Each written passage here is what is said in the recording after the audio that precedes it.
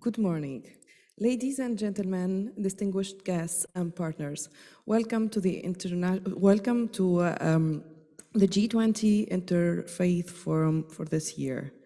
So we were here yesterday in this specific room, and we were discussing together the role of religious leaders in dealing with crisis in the Arab region. And many of the guests have questioned the role of youth in this situation. And the question will be here today in this panel, discussing how the role of this generation of youth full of energy will sparkle in the region. They will tell us incredible stories about how they are responding to crisis, how during the times of unexpected things happening in the region, like wars, revolutions, natural catastrophes, and even the COVID-19, but despite all of these challenges, they have been the sparkling light and the source of light towards dealing with crisis. So let us start by seeing our first guest and the message that he's having with us.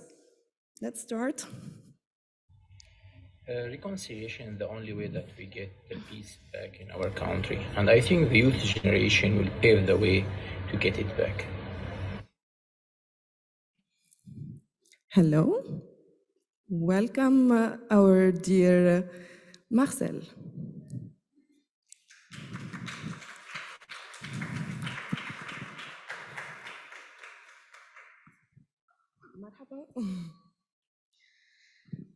Marcel, Moosa, marhaba. Thank you so much for this lovely message that you're holding from your place, Syria, right? Très bien. So, Marcel, you are a lawyer. You are holding a master's degree in peace conflict studies, right? From a university in Germany. You are also currently working with an organization named Tastaqil that supports and empowers women in the region in political and social aspects. You are also leading some initiatives, Marcel, within KAICIID International Dialogue Center, right? Okay, then, let's wait and hear more stories about you later on. But meanwhile, please join me in inviting our next guest. Next guest, thank you. Yes. Believing in young people's capabilities, lauding their voices internationally, regionally, nationally, involving them in policy-making processes. It's our path towards a sustainable, peaceful world. Thank you so much for this lovely message. Hey, let's welcome together our dear Monica from Egypt. Monica Tawdros. Welcome, Monica. Marhaba. Just to let you know that Monica is newly bride, so congratulations. Welcome, Monica. Monica, you're a program manager at Muath for Peace, Development, and Human Rights, right? Okay, so you have participated recently in a lot of youth exchange programs, and you have enriched your careers with diversity and interculturality as well as interfaith, right? So you have tried your career to, and especially during the pandemic, to use your skills toward achieving more sustainable goals and development for achieving the interfaith cultural dialogue, even though this crisis, right? So let's hear more about your story later on. But meanwhile, join me as well as our dear Marcel to welcome our next guest. Next guest will be from Saudi Arabia, but meanwhile, let's watch his message. In order to move forward as nations, we must stand against hate speech, and there's nobody better than the young generation to do that. They have the power, the energy to create the change we want and the world we want, a world free of hate speech. Hey, yes, a world full. without hate speech, hopefully. Thank you, Muath Mohammed bin Nujayfan, for this strong message. Muath, you have a lot of programs and events and initiatives, and you're a specialist in the peace dialogue in Saudi Arabia, right? Good. Your initiative is called Salam for Cultural Communication. And as I know, you have a lot of other initiatives ongoing that I'm sure you're going to tell us more about it later on. But meanwhile, let us invite another person from Saudi Arabia. But How do you bridge the gap in dialogue? By developing a creative space that not only brings us closer, but allows for more understanding and witnessing of each other's stories. Thank you, Ameera, and welcome. Ameera is a creative soul, as we are seeing from the video. Ameera, you are a facilitator of improvisation and theatrical techniques for healing, expression, and fostering intercultural dialogue. So you have started your career and journey of healing as a way to claim your own voice. And this is what we are going to see. And by this, it's not just your voice. You are healing with other people's voice and making them heard, right? Awesome. So let's see our fifth guest, who is also from the Arab region. Video. Education is the way to achieve a sustainable development. Education is the way to build a peaceful society based on dialogue. Education is the way of a future for societies. My message today, education can be a change world. Hello. Our message is coming from Morocco. Marhaba Soukaina, hello. So Soukaina, you are a Moroccan researcher, human rights activist.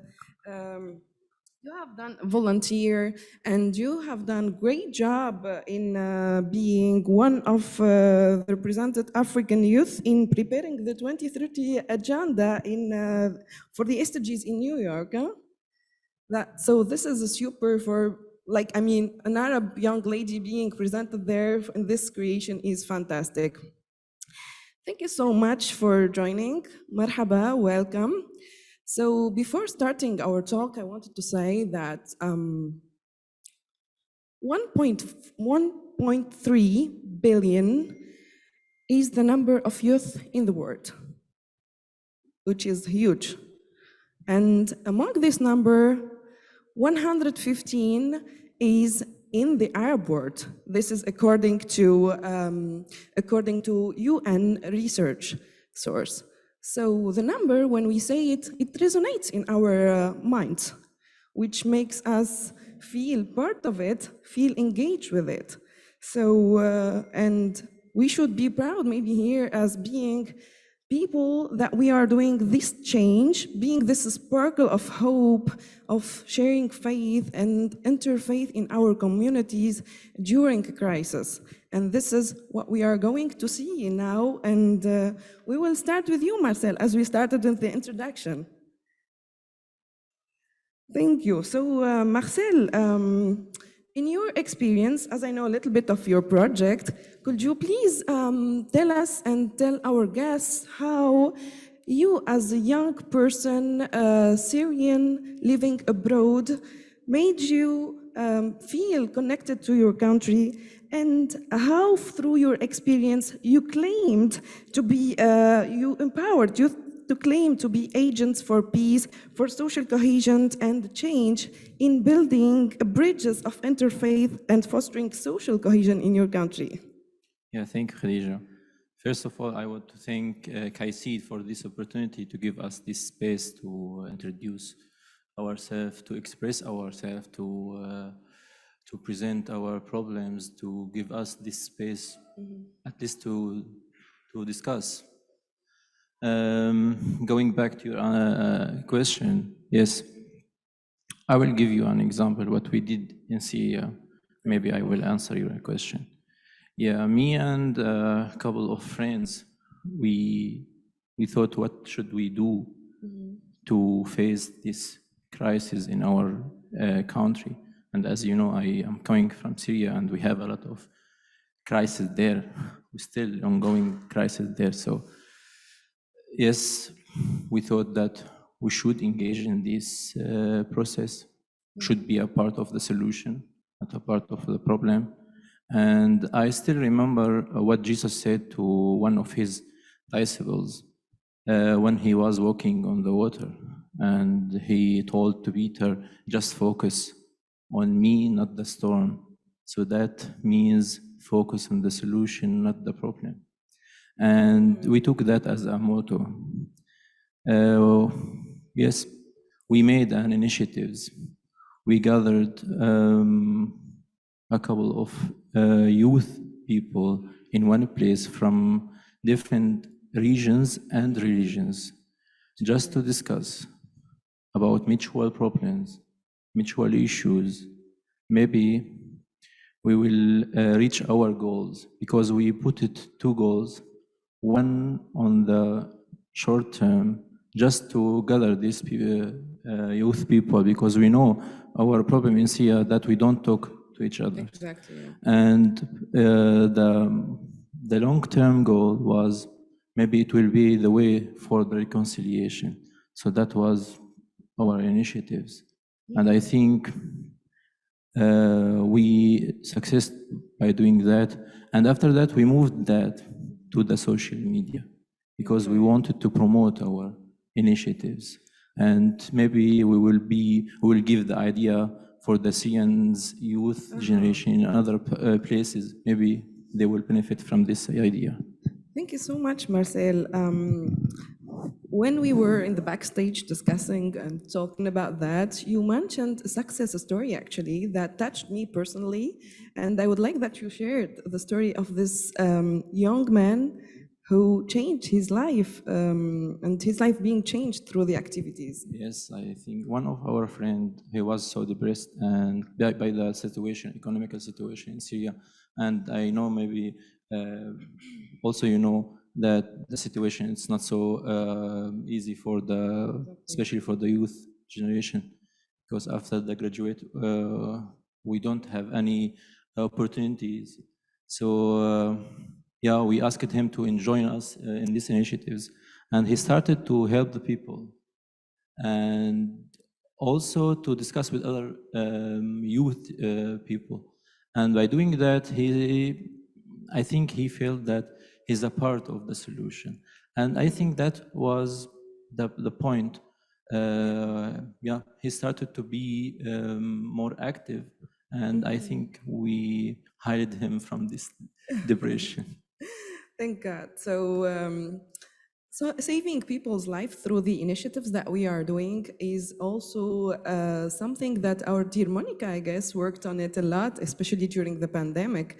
So Monica, how you have directly engaged with religious leaders and policymakers to heal actually from the pandemic and during the pandemic. So I've heard a lovely story also about this collaboration, if you'd like to share it with our guests. Sure. First, I want to share, Marcel, for thankful to KAICIID, not only because of this panel, but because of the support for the young people and for their initiatives around the world, and specifically in the Arab region. And this initiative was supported as well by KAICIID. We believe in that young people and religious leaders are active partners who should be involved with policymakers and stakeholders to address societal issues. And one of these societal issues that we face today is the COVID-19 pandemic and its repercussions. Hence, our initiatives, which is promoting human solidarity through interreligious dialogue during COVID-19 pandemic, was designed to raising the awareness of religious leaders, young people, on the importance of the rules at that time and how they can work together to address social repercussions such as social stigma and incitement of hate, especially among the vulnerable people during COVID-19 pandemic, by interfaith initiatives. So how we can launch grassroots initiative that include religious dimensions. And within our initiative, we relied on different approaches.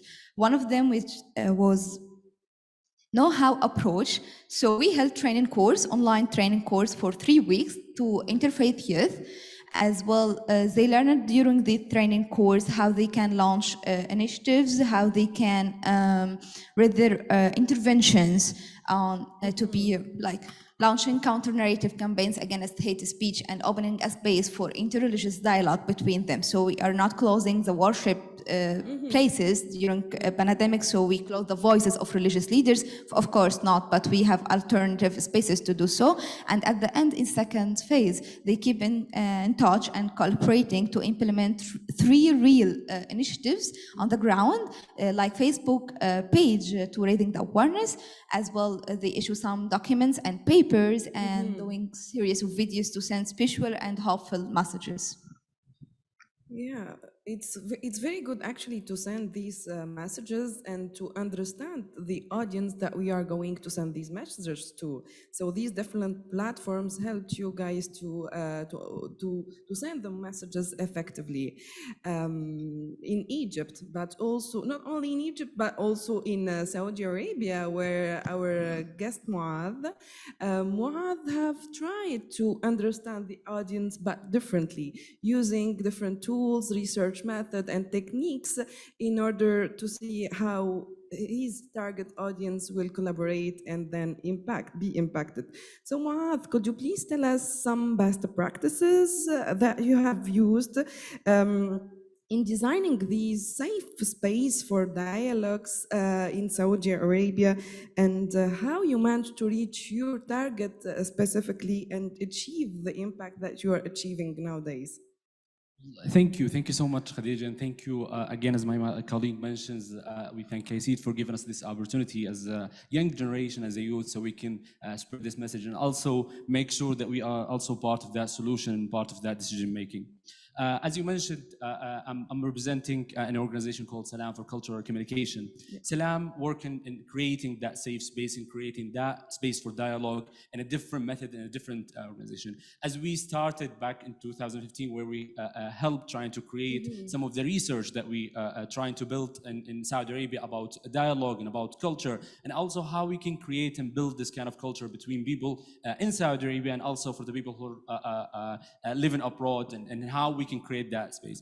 So what we did for the past few years is how we can create that space and how we can connect people from different backgrounds, different cultures in this safe space. We created a program which is called Tawdros, which is mainly in how we can build the circle between Saudis and non-Saudis, and also for people with a different background.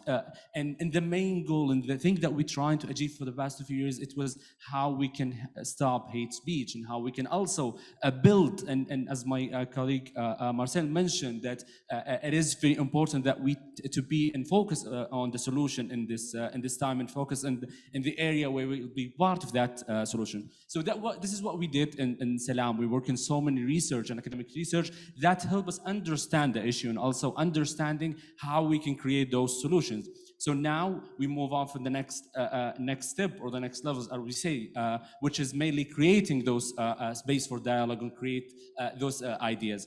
And one of the interesting programs that we're trying to create for the past years, which is called, and I'm proudly to be part of the program, as I always go, we created a program called the Young Leadership Program, where we train Saudis and how they will be practicing, how understanding those concepts, dialogue and cultural communication, and also help them to have the main focus in this area. And the result was amazing. We have a lot of leaders who participated with us in this program, where they want to be that solution. They want to be the young generation who create that solution. So this is basically what happened in Salam. Those kind of spaces and the space for dialogue and the safe space for dialogue and standing against hate speech, it's where the area Salam working. Again, I'm proud to be part of that program.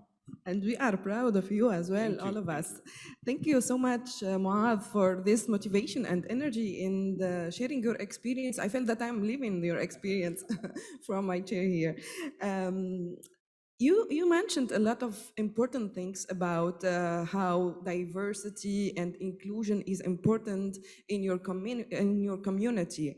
And by this, I would like to invite our guest here, Ameera, as a Saudi woman, also working on diversity and working on inclusion, but from a different perspective, different angle, which is using a special and creative tool, actually, that I will give her the floor later on to talk more about it, but using the theater as a tool for change and for inclusion and for giving women, Saudi women, the voice that they will need. So, Ameera, please let us know more about how the Theater for Change is working and the impact it's creating nowadays. Thank you so much, Khadija. And I know how important a safe space is. So, of course, I would like to thank everyone who made us be invited and made us be a crucial part of this specific and current safe space. So with theater, and especially with providing the voice for, not just for women, but for everyone really in the Arab region and the world really, which is why we're here and why we're talking, is I've always been drawn to theater. I've always been drawn to role playing and the importance of play itself. And it was always, it provided a safe space for me. So when I got into theater and I saw that it can be beautifully and incredibly combined with psychology and how it can be utilized to provide a safe space and be a conversation opener, it can be a tool for dialogue. And when I got to play different roles, whether it be internally and externally for my own, but also roles of people, it made me access empathy that I didn't know I could access, because I got to play different roles of different people here in the room. Role that is so vastly and drastically different from my own role. And that can be incredibly utilized for empathy, but can incredibly utilized for conflict resolution, peace building, and dialogue here. Yeah, and I think also that using this technique can allow you to send messages of faith and hope and positivity. So if you have like in your mind one of these messages or how it's impacting concretely one of your beneficiaries, for example, I would like that you shared with us. A message for faith. Well, I can be honest with you. The theater and the psychology made me connect to my own spirituality more and my own faith more. So when I mentioned that I can play different roles and it can be my own, it can be someone else's. So as simple as, that empty chair that we have here. Yeah. It's our space as directors of theater and psychodrama and all the tools that, it's not worth mentioning the names because there's so many now. Yeah. We provide a safe space, but if someone is not comfortable sharing their story, we can create a role for them that is a representative of a collective story that we have. So, we could give you an example. Who's sitting here on this chair? What are their names? Who are they? And so on. And then we can play tag games. Like, this is a new person that we have here, and that person is representing a collective story that we have. And we can just play it. You can have like a whole theater right now. That's, a social theater and like improvise. Everyone can participate in the audience. Yeah, I'm really, dear KAICIID team, we are really, I think it's not just me, but we would like to see one day how this works concretely in front of us. So maybe let's plan it for the next year, G20 Interfaith Forum. Thank you so much, Ameera, for sharing your lovely and creative, inspiring story. Soukaina, how are you? Good? Hello.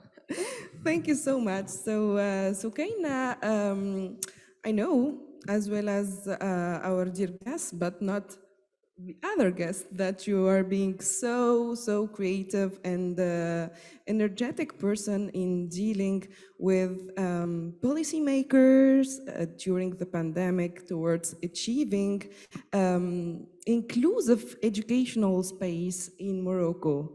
So, I'm so curious to know how a young lady in Morocco managed actually to deal with different policymaker places and persons there to achieve that.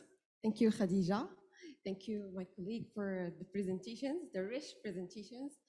Before I will start to thank KAICIID for this very interesting opportunity for the youth in Arab region. We know that in our world, we cannot avoid crisis and disaster with certainty. Their consequence can be mitigated thought, planning, and preparedness. Although major events affect the whole of society, their impact on young people is more pronounced at all levels: economic, social, religious, cultural, as well as political. Our area in Morocco and the area of our project, Tamkeen, it's to enhance the capacity for the young people and also to talking about like the disaster COVID-19 in Morocco, especially in Morocco. So we have cooperated with 4 associations in the national and the regional level in Morocco, and we have prepared an extensive training program as an initial distance to learning experience. We relate on education on the key to developing capacity, fast increases, taught a set of remote trainings of the school and university students from different groups: African migrants, Jewish and Muslim students, and the youth from the rural and urban world. And the goal of the create this initiative is to create a different group, to enhance the capacity and also the field of the crisis management, as strengthening of the foundation of acceptance of the older solidarity despite their difference, as well in their field leadership, solidarity, and also management the crisis. Also, the technology had an important role in creating communication with the target groups, so more than 70, 60, 100 students. And the success of this story, of this voluntary initiative, is creating an educational platform, strengthening the capacity of young people, and the gateway for the communication between the decision makers and the dialogue meetings will discuss the problem and the facing young people in Morocco. Yeah, so thank you, Soukaina, for sharing this success story, but I'm sure that this success went through a lot of challenges, and we cannot succeed like that, or we go through, especially during the pandemic, which is like a crisis, yes, especially in Africa, a crisis that we all like struggled with it, and your project aimed to collaborate with or highlight and shed light on these diverse groups that you are working with. So could you please tell us some of the challenges that you have faced? So the big challenge in the face to this volunteer project in the coronavirus crisis problem of digitalization in Morocco, especially in Africa, in the rural area, and it was difficult to integrate the people from the rural world in this initiative, especially they don't have access to internet, and also they don't have like the materials to integrate, for example, in our program, distance learning. Yeah, so totally right. Digitalization and the access to media and digital tools can be a very high important challenge. But I guess not only in Morocco, but in our different Arab countries. Marcel, I think you have something similar as a challenge that you're facing as you're working in a country, implementing your project in another country, and dealing with different other groups. So what's the challenge that you must tackle, the most important challenge that you have faced? Yes, we faced a lot of challenges, but we could turn these challenges to an opportunity. But I will just give you 2 examples of challenges. The first one, the environment of the place that in which we work could play a big role, because before any initiatives or any project, we must obtain a lot of approvals from the government offices, and that's something not so easy in Syria. But actually, we found the solution. That was because we worked under the umbrella of the church. So that was our solution. And the second challenge, I think, the limited access to the internet because of the situation, ongoing situation in Syria. So yes, we faced that. Yeah, for example, we couldn't attend any Zoom meetings for a long time. So that was also yeah, a challenge. Yeah, so thanks a lot, Marcel, for sharing these challenges with us.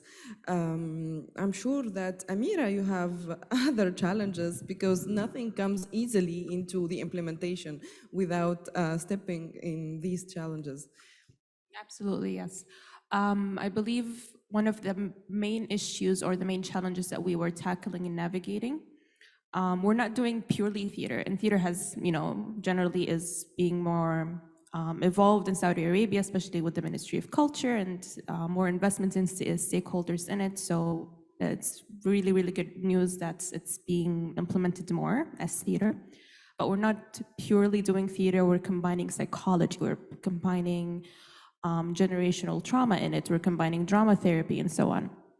And psychology is also, it doesn't have that broader aspects of the kinds of it. So what we deal with is psychodrama too, which is basically theater and psychology. And it's not, it's relatively very new, especially in the Arab region itself. So we have to travel back and forth, my partner and I, in this project. And we have to learn as much as we can, get certified in it, and then come back and localize it and build the content, especially in Arabic. So that's something that we're constantly navigating. But it's also an opportunity for us to see the hunger and the need for something like that to exist here. Yeah, the hunger and the need. So this is one of the things that not only in terms of information, but also in terms of knowing more the ground.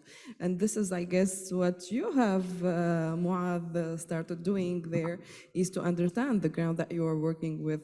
So any challenges have been faced during the research phase that you have been to, or the implementation phase of your project in Saudi Arabia? Yes, absolutely. When you're talking about any project, there is going to be a lot of challenging and a lot of things that we have to, let's say, tackle so we can move on and move forward with this idea. I always mention this idea that when it's come to hate speech, it's first of all, we have to understand it and we have to create an awareness regarding that word and regarding what does it mean and how we can also implement our work regarding this idea.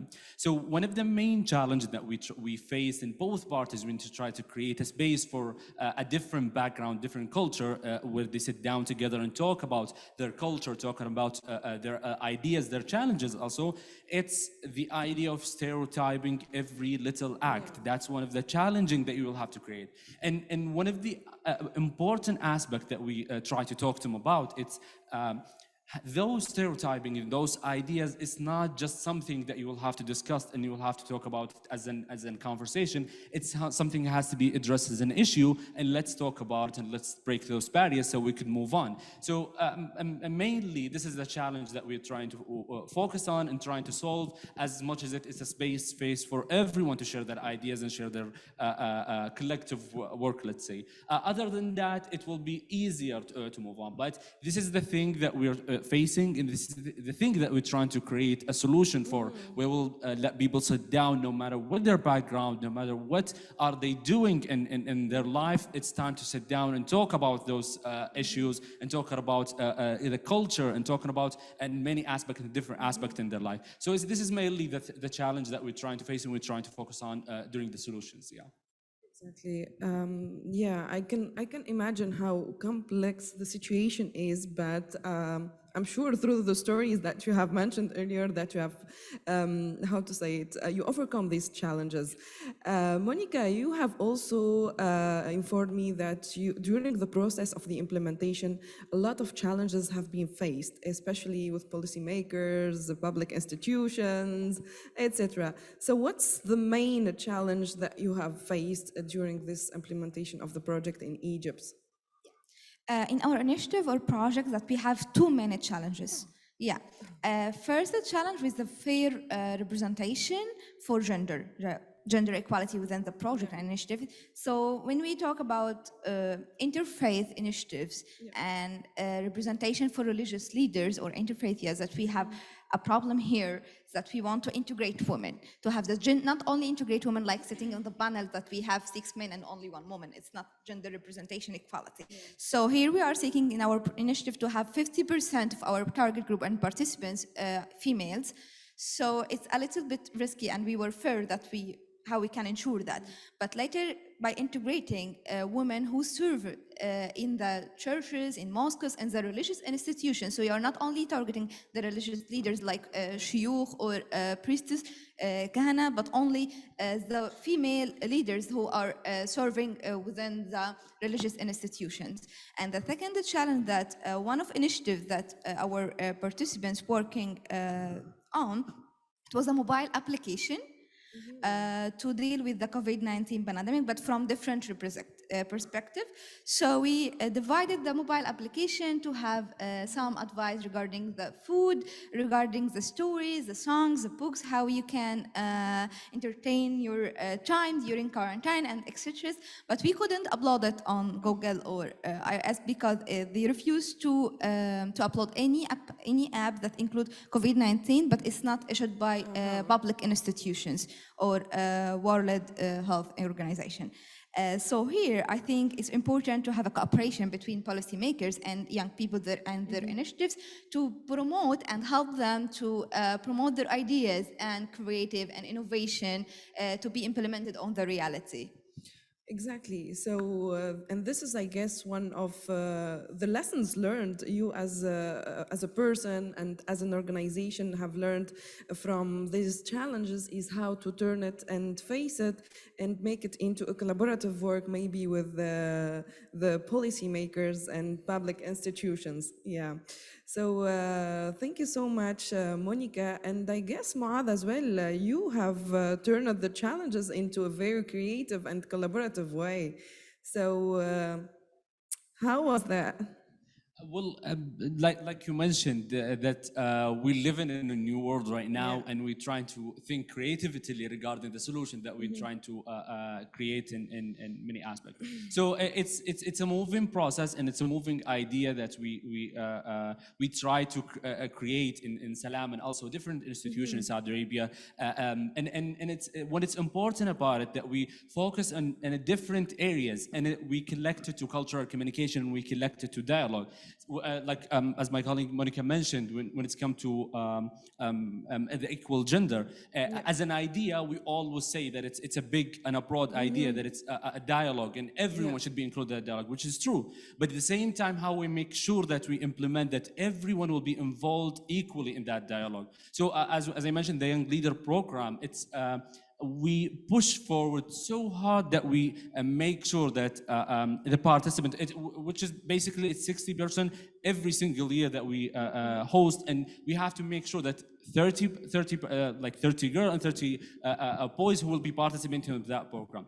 This idea, it's very important that we think of it this way. Some people will say that it doesn't matter as long as you're accepting anybody. No, it does matter. We will have to make sure there is a voice for everyone to participate and share their ideas in that regard. And that goes on. And some of people like asking us, why you guys tackling an environmental issue? It's not the way, it's not the process, and it's not the level that you guys work on. No, it's very important, because when we talk about dialogue could be talking about anything, could be talking about environment, talking about peace building. It's not only limited to that level. So tackling those issues and also thinking about those issues, it's very important. It's the method that we use during dialogue. It's not about the subject itself. So I think this is the creativity what we're trying to bring up among the society, among us as a youth. Creativity, diversity through different relations, through different, gender balance, ethnicity groups, the communities, the religious groups, is always makes us feel that we are rich from our knowledge, our behavior, our attitudes also will change. So I will take it as a recommendation, and I guess our dear partners here as well, to think about all these aspects when designing their projects, making sure that all these elements are always present. I guess, Monica, you too, you have talked about the creativity, the diversity, etc. in our work. What do you recommend here from your chair to the public here and for the policymakers? And this is your chance, this is your voice here to be heard. Thank you. So when you say the knowledge and when you mentioned that we feel enriched with knowledge, and that's exactly it, because we have stories. As the youth, we have stories, our generation have stories, the generation that's gonna come are gonna have stories. So how do we actually preserve that? How do we preserve that dialogue and that conversation? And how do we heal together as a nation? How do you heal together as a community? By passing on those stories. So preserving the heritage and making sure that those stories are passed on in order to heal, in order to move, grow, and learn, but through actually those youth initiatives, through the action-based learning, because that's all what I do. That's all about theater. Because I don't tell you, I show you. Because we actually have to. It's like a kid. A kid learns by doing things. And that's what we do in the initiative. We exactly have the tools to learn and to implement and to actually have a conversation with everyone here. Like, you have a story, you have a story, you have a story. Everyone here has a story. Everyone in this room have a story. So how do we preserve those stories and pass it on? And that's exactly what I believe is, the solution, at least for what we're trying to do, to how to preserve that heritage and the stories that we have through the action-based learning. Yes, totally right. And the very important point is how to make our communities heal from the crisis. The crisis not only related to cultural and interfaith crisis, but also like very big crisis. And I guess here Marcel have been very active in contributing in his community and to the people around him on supporting them on how to heal from this crisis, but from different angles. Marcel, what do you recommend here from this place specifically to the future of this future generation? Yeah, I think my recommendation will be emphasizing the need and the necessity to build a leadership or youth leadership personality, and by developing the leadership capability. And that's not a decision we'll take by the politicians, as much as it requires a thoughtful educational policies. That's one what I want to say. And there's another, not recommendation, but I really want to thank everyone who came here and to listen us. And I really want to recommend for KAICIID, maybe the next year or the next forum, we can make a mixed panel between the youth and the policymakers. Yeah. Because there's, I think I want to thank everyone, but if we can look to the audience, so yes, that's told us something, Yeah. So I think maybe the next forum, yeah, we will solve this one. And another thing I want to say, I just want to remember the refugees in everywhere, and especially in my country, Syria. And maybe it will be a recommendation for the policy makers to keep in their mind that, yes, we should think about the refugees, and maybe we can find a very quick solution, or at least to push for a solution. Totally right. And I agree with you, Marcel, on everything you have said, actually. And yesterday, as I started my speech here today, yesterday, this room, this specific place was for religious leaders and the discussion about the barriers as well. But the audience were asking about what is the youth representation? And when it comes to reality, it's the same thing.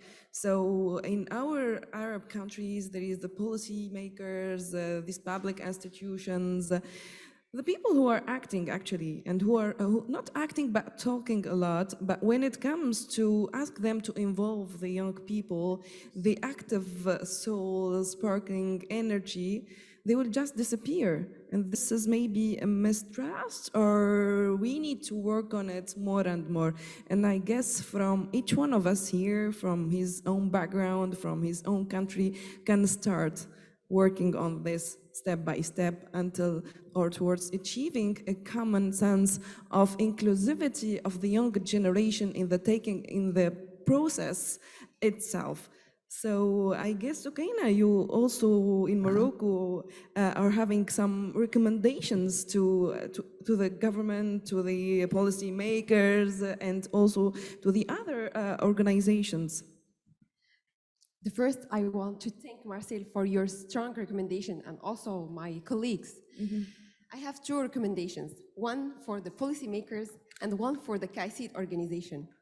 The first, I hope that the decision makers will focus on the importance of the teaching young people how to manage the crisis, taught educational programs, and that there will be equality between the rural and urban world, especially in the development and the technological field, to ensure the implementation of the development and the plan for sustainable development.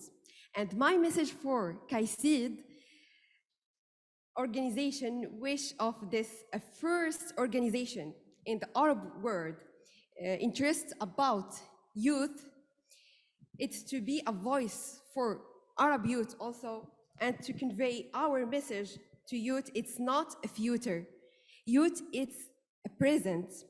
And our will, it's strong to change Arab world and model for the coexistence, the development, and also the solidarity. Thank you. I'm speechless. Thank you so much, Soukaina. Thank you, Marcel. Thank you, Ameera. Thank you, Muath and Monica, for the strong messages you are sending from here. And we really hope that it will reach everyone that we would like that this message will target. Because we are here from different backgrounds, from different countries. We may speak one language, but it's not even in this one language. There is also other specificities. But the thing in us that gets us together is the dignity, the will, as Soukaina said, and the love to change. This love to change is through acceptance of all the differences and acknowledging that these differences is what makes us rich. Actually, our different religious backgrounds also can support into creating this interfaith and intercultural space for dialogue, because this is from where we start, starting from our inner, finding this inner peace in each one of us that will reach later on an outsider peace.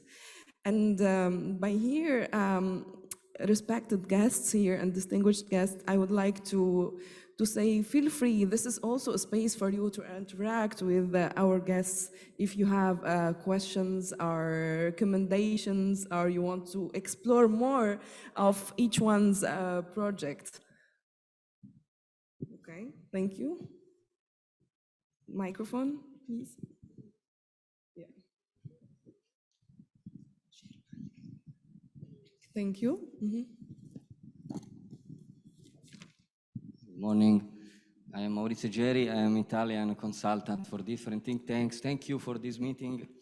Very important. My suggestion is that besides, let's say, try to do some meetings with the decision makers and youth, another idea is also to do intergenerational dialogue. Because I was a youth activist also, now age passed, and they are going to do something similar in Congo, I think in November. And so another suggestion is also to see if the Arab world could, let's say, connect with the rest of Africa, because the youth bulge is coming also from Sub-Saharan Africa. So these are my two suggestions, but thank you and for your work. Thank you so much. By the way, you are still young by your heart. Exactly. Thank you. Thank you for your words. My name's Yasmin. I'm from the UK. I wanted to ask, so the Arab region went through a period of Arab Spring, obviously, and there was a lot of youth involved in that. So how, after that, obviously, there came many challenges. We saw many youth and vulnerable people being silenced and oppressed by the state. How do we ensure that the changes that you are talking about, and which are important and critical and central to the region, aren't part of the cosmetic changes that the governments of these regions are trying to portray in a sort of PR exercise, as opposed to genuine change? Because we know that, I personally know many people that try to engage with policymakers, try to engage with governments, as you're speaking about, in critical and important changes, but were silenced or were imprisoned by the state. So how do we ensure that what we're doing is authentic and real and not cosmetic and part of a PR exercise? Thank you. Let's make it. Thank you so much for your question, and I would like to make it as a place to directly collaborate or respond. So Soukaina, you want to actually, answer? I want to thank you for your questions. When we talk about the change, the word, we talk about the solutions. Especially, like, youth can be a key for change our society and the key actor in creating the activities and the opportunities to change in our societies.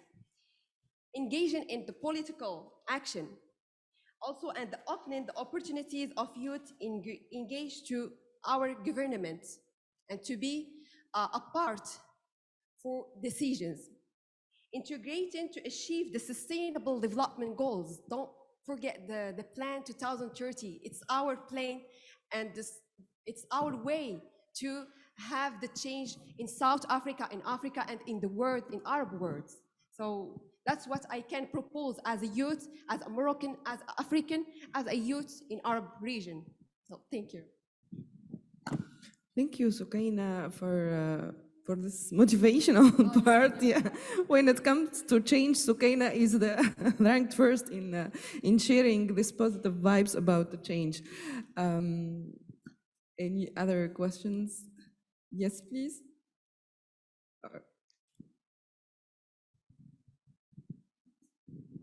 Thank you so much for the panel and amazing work that you're doing and the contributions. It was just on something that Marcel had said, particularly in relation to the refugee crisis. So I've done some outreach work, and I was just speaking to one of the refugees from Iraq, and I said, so have you been to many places in Europe? He said, everywhere. And he said, I've been through the whole of Scandinavia, I've been to France, I've been to Germany. And I said, well, what was it like? I said, how did you survive? And he said, some of the countries are some of the most racist, so you would never believe it. And some of them have a real hatred towards religion, particularly Islam. Obviously, he was Muslim.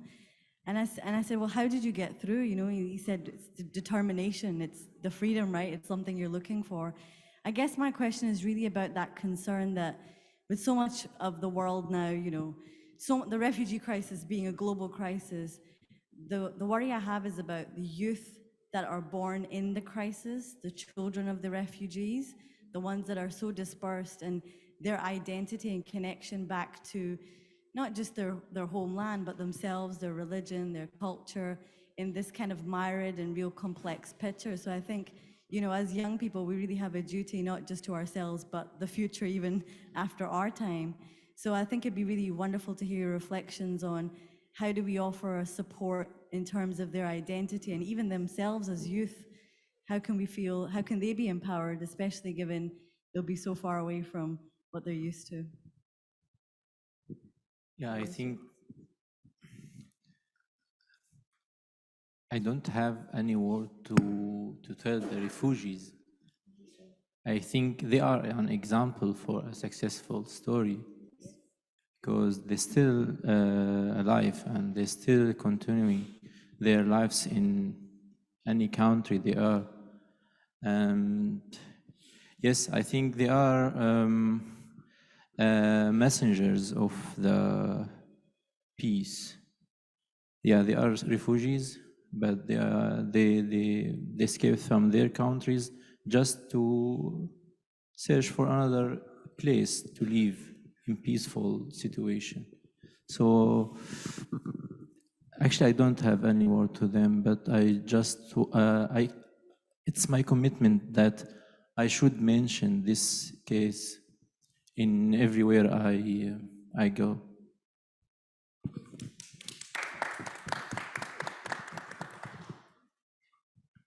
Thank you so much, Marcel. It's like always, you get us through this journey without moving from our places. But thank you so much for transmitting these feelings that makes us maybe feel more engaged toward countering hate speech, toward countering misinformation, disinformation that we are seeing a lot on media and social media that are creating and emphasizing this gap and this hate speech in the communities.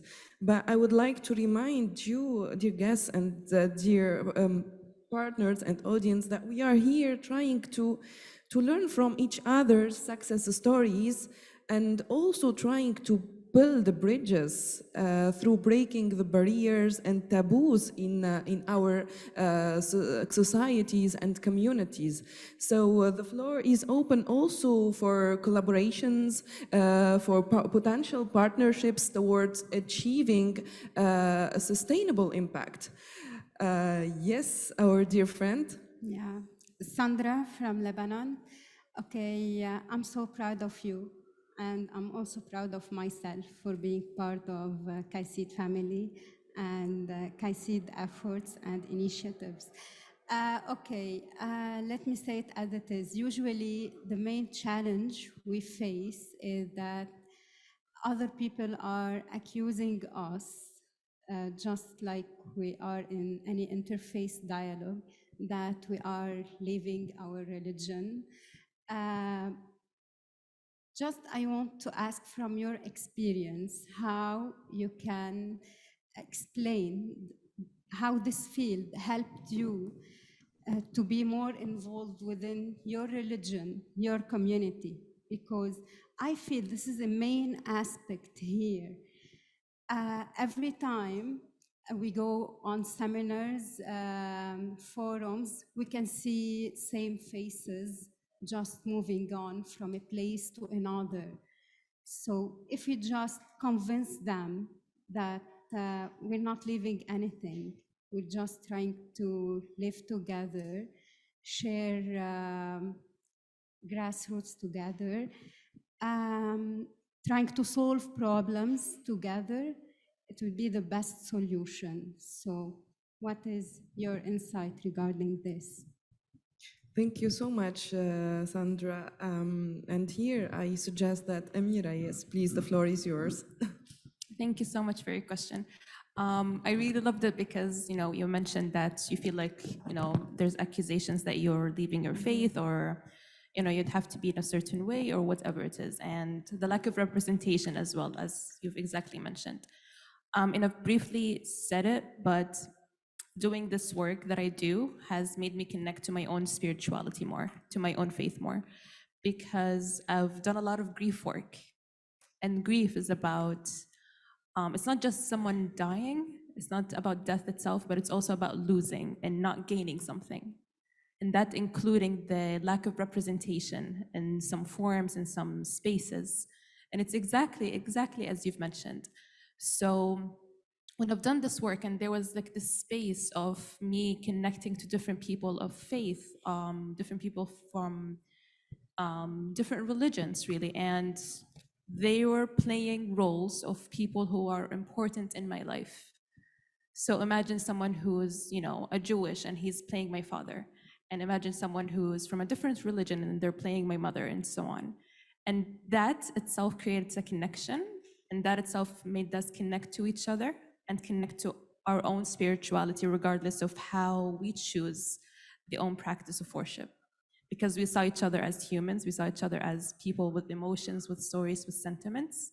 And regardless of what I do and my own relationship with it, and how my own perception of it, other people's perception of it, we connected and we made and created the presence and the intimacy, which is why I believe this work is really, really crucial and really important, because there is intimacy.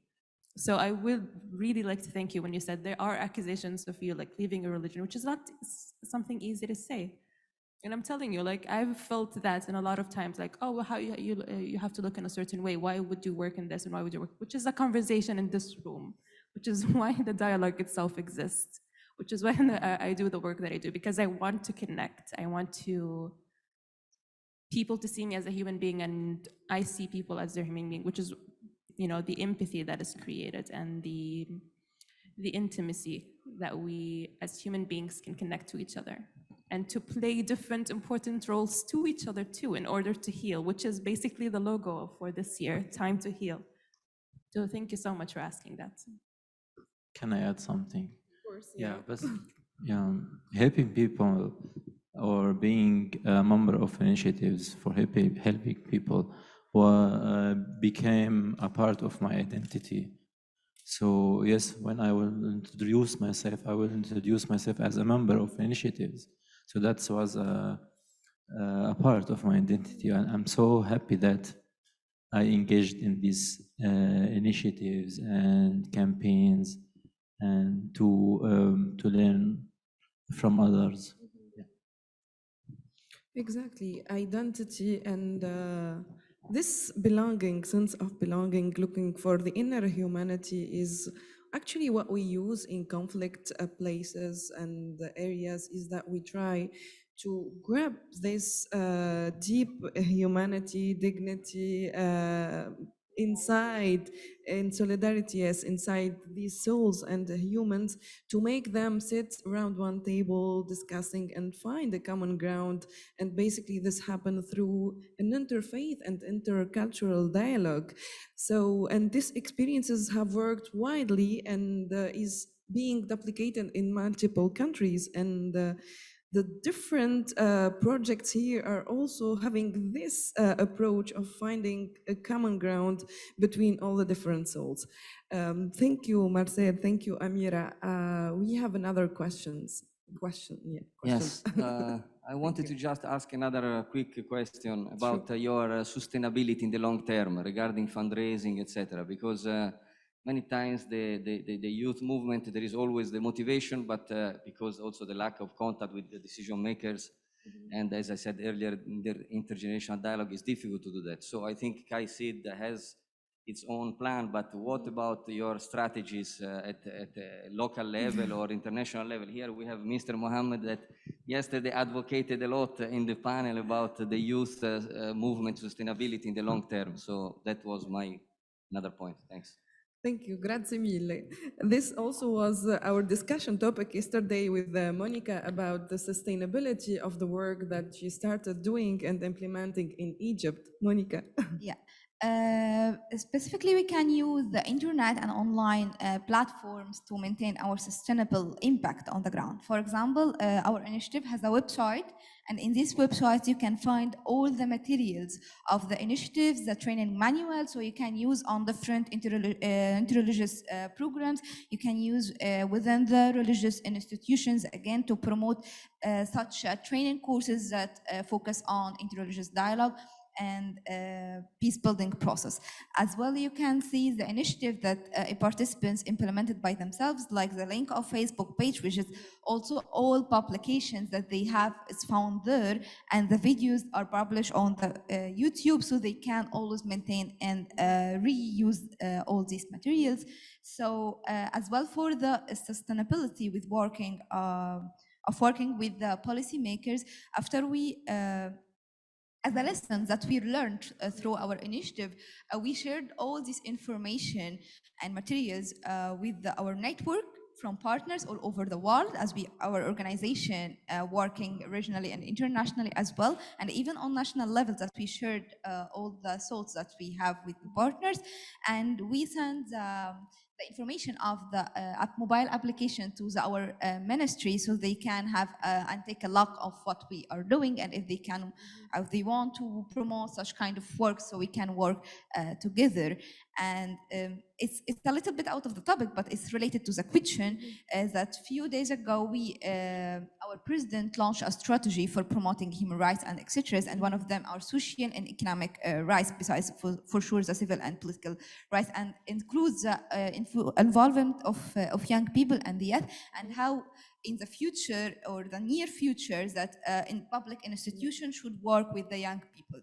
And last thing, I want to get back to the lady here that mentioned about how we can promote the change and involvement young people, but not fake involvement like bringing on the table, but silent them. That we need to start to promote the bottom-up approach. So we are not waiting for the change to come from the up, from the authorities and governments, but we are, as a young people, we are the one who achieve the change. We are the one who working on ourselves, building our capacities, and as an NGOs and civil society also should support that, and promoting education, as my colleague Soukaina said, that qualifying young people to be the leaders of tomorrow and to be public leaders and integrating in public institutions and governmental and political lives that make them part of the government later, so no one can silence them for sure, but it's long-term process. Thank you so much.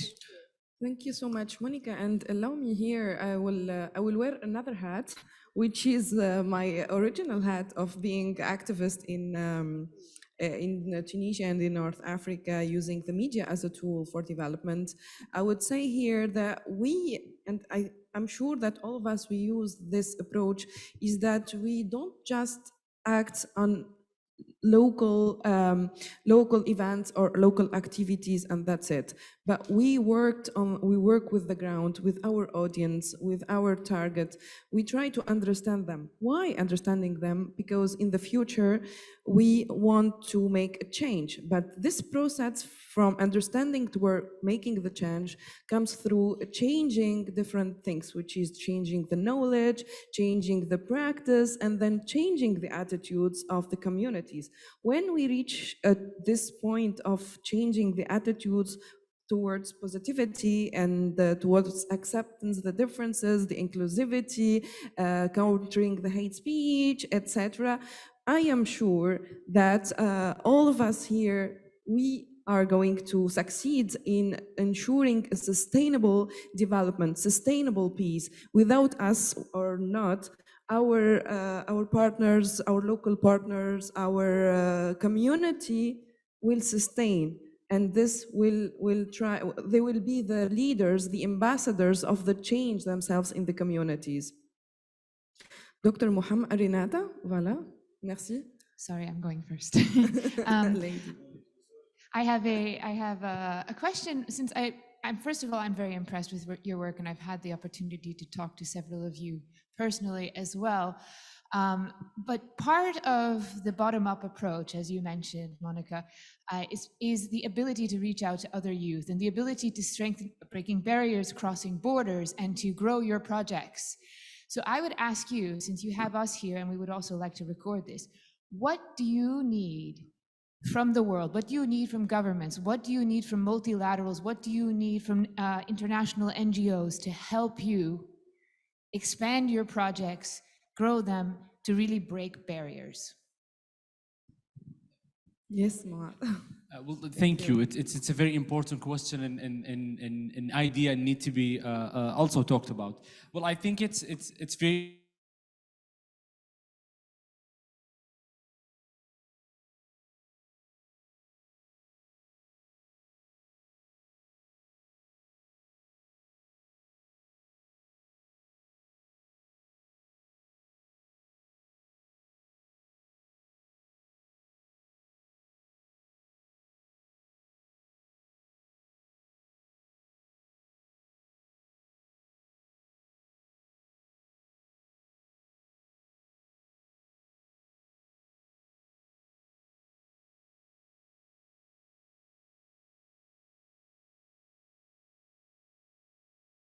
gentleman said about sustainability, that this is the sustainable work that we're trying to achieve. If I count my work, or if you count our work in our organization, or in any of us, if we stop doing that, if like Muath or Marcel or Soukaina or Ameera or Monica stop doing that for a second, should that program or should that work need to be dead and need to be buried and never to be talked about? This is what I mean when I say collective work. It means when the person have stopped or even moved to another level, the work's gonna keep going, and the work's gonna keep going because it has the governmental support, it has the NGOs enthusiasm and the energy, and also the fund, and all of these ideas create that sustainability that will make us reach to the point where we'll have I will say sustainable work, and work that will be beneficial to anyone. So I think what we want from the world, what we want for every stakeholders in that area, it's the collective work when everyone has its own role, where we achieve the goals and the ideas that we want. Thank you. I want to add something as well regarding the question of what we need from international organizations and government and international community. I think it's one thing, it's participation, but not only participation at one level, which is the implementation process. We need to sit on the table from the beginning. So not coming with the programs, with the agenda or the strategy, and just like say, okay, we need to sit with the young people and to start to see the action plan and how we're going to implement this. Or we need to find local partners to implement our program as an international organization in a specific country. No, we need to sit on the table first with those persons or the institution and see what the local reality, what we need, what our communities really need, which programs, which type, how we can implement that, and putting the call, putting the program, putting the strategy together. So participatory approach is needed to be activated from the beginning. So not only at the implementation, but all levels of process, we should be there, we should be integrated, we should put our touch, and yes, exactly. Thank you. Thank you so much. Dr. Muhammad. Yeah, thank you. I want to follow up on Sandra's question, which I think you avoided it, and you've been avoiding it, in my view, the entire panel. So I'm going to throw at the last 5 minutes a difficult question. So we have an Egyptian, 2 Saudi, 1 Syrian, 1 Moroccan, and 1 Tunisian. And you've been talking about the culture and the global youth engagement, but no reference to how you deal with your religious identity at the work. Which Sandra questioned, how do you deal with those in Egypt from the Muslim and the Christian religious institution who refuse to participate or who don't see you as part of that, of their community? The same thing in Morocco, the same thing in Syria, and the same thing in Saudi Arabia. You talk about intercultural, but you left the religious identity, yours and the others, outside. So maybe you can shed a little bit of light how you individually handle this connection to your religious community. Thank you so much, Doctor, for grabbing this question on the table. And I suggest, as you said, so we go one by one, showing us how you have dealt with or putting on the table your different religious background or your specific religious background on your work and implementing it. Yeah. To be honest, it's a hard question, it's a difficult one, and I will try to be honest as much as I can. It's specifically for Egypt, it's a little bit hard to deal with the religious institution. Specifically for me, as a Christian woman leading the program or initiative, so going to the Al-Azhar and talking that we want some religious leaders to be integrated in our program, or going to different churches because our initiative was inclusive, so we targeting as well as the different churches that we have, Orthodox, Catholic, and Angelic Church. So it's a little bit was hard, but KAICIID helped us a lot, and as well going to hold meeting in person. So we keep insisting that we need a meeting. It's just not an email or call phones or something like this. We need to sit in a meeting. And so when people start to talk and negotiate and start to convince them the program, how it's inclusive, how even that you refuse us, but you can show and present your view. You can say that I refuse you because of 1, 3, 2, 1 and 2 and 3, and that we can discuss, we can solve together the issue and so on. So at least not closing the door and said, I refuse everyone. So come to us and say that, what is the problem? Why do you refuse dealing with us and so on? So when we start talking to each other, we start dealing, we start to understand, so we start accepting step by step the atmosphere that we are working on. Exactly. Thank you. Well, thank you, Dr. For this question. And I think it's also it's a bit different for the situation in Saudi Arabia, where the majority of the country are Muslim and Sunni. But it's also very important when we mention also the minority in Shia and Saudi Arabia and how we can have this common ideas or common dialogue. So when I say culture and when we use the word culture, and also when it's come to religion, it's very important that we look for the common ground. And this is what we're trying to do, and how we can have that dialogue. So if two parties having the same difficulty of sitting together, facing each other and having that conversation, it's where we have to look for the common ground between them and have that idea. And it goes on. And in Saudi Arabia, it's also very important, and we tackle that for many years, that we're trying to how we can create that common ground between Sunnah and Shia, and also for the people who have different background regarding religion, and also it has a culture, if I may use it in a different way. And also when like for the people who are living in Saudi Arabia and have the different background religion, it's where we have to look for the common ground, so we can use it in a cultural way and we use it in a religious way, and also make sure that they have this dialogue. And we said this word a lot of time in this forum, but it's very important.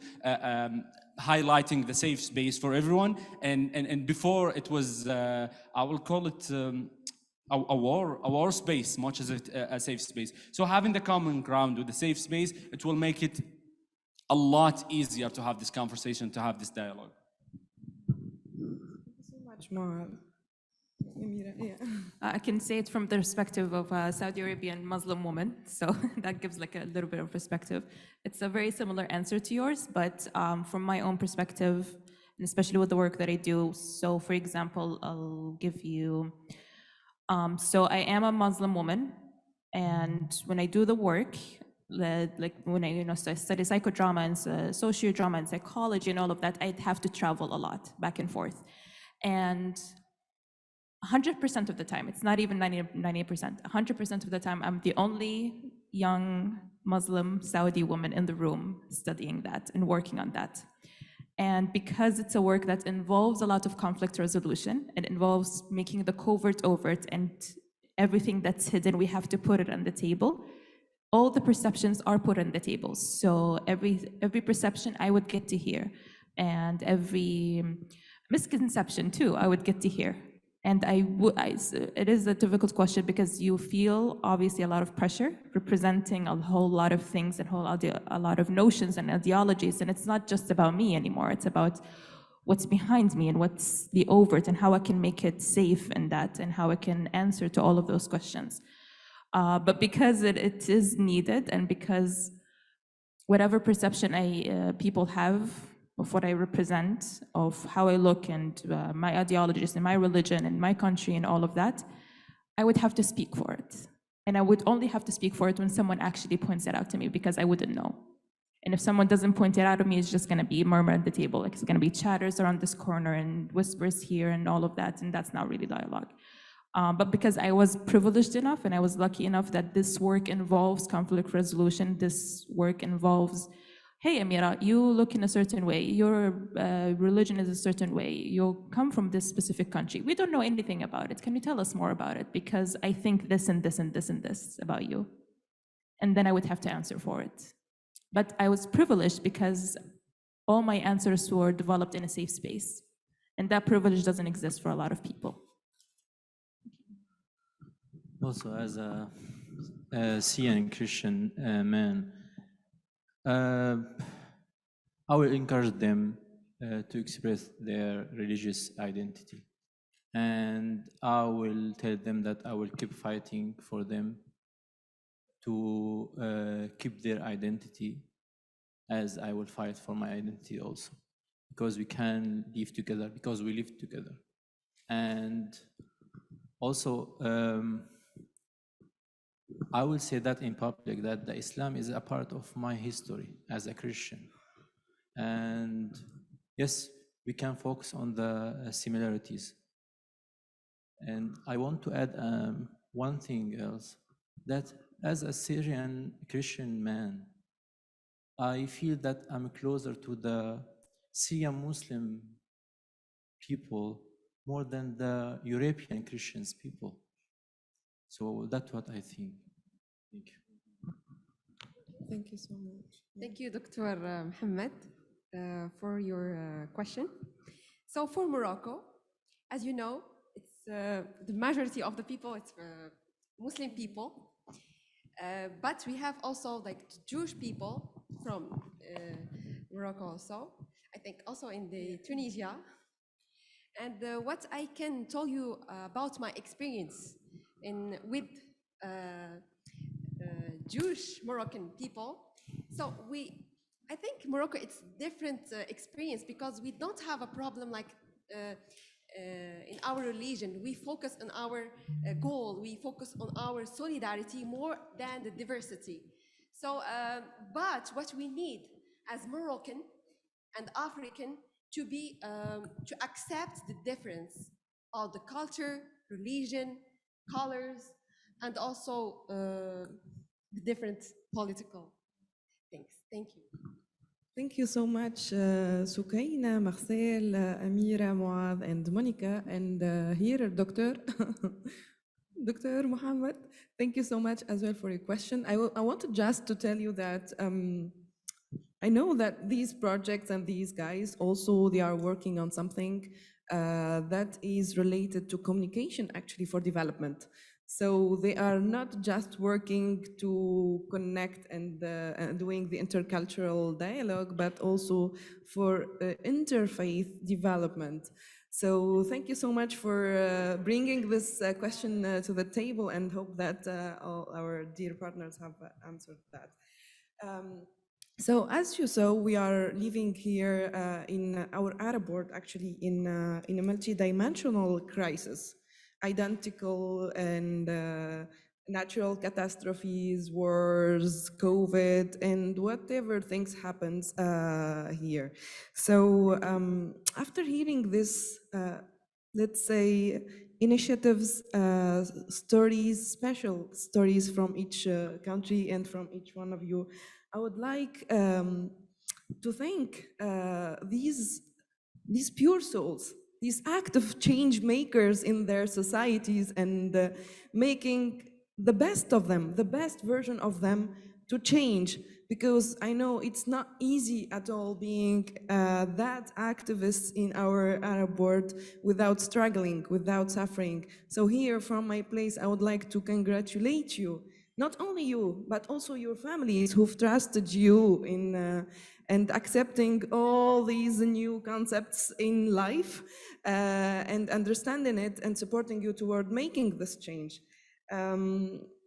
I would like to thank you also, our respected guests here, for your time, for the energy you have put, for your questions, and also for your attention, because I'm sure that just after this panel, there will be the bridges that they will be built after that between you and them.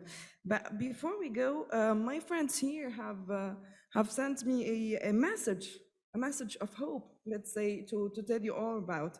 So if we look, even in this room, we are all different. We can see difference everywhere, in our colors, in our nationalities even, the language that we speak, the orientations. We are people from different stories, different values, and different beliefs as well. So as a society, we are more religiously different and diverse than we have ever been. And as a society, we are facing conflicts as more than ever been before. But now it's time to heal from all these crises that we are living.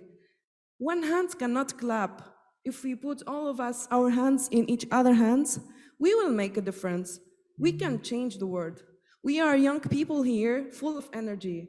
And also you are here full of knowledge, full of grace, full of attitude.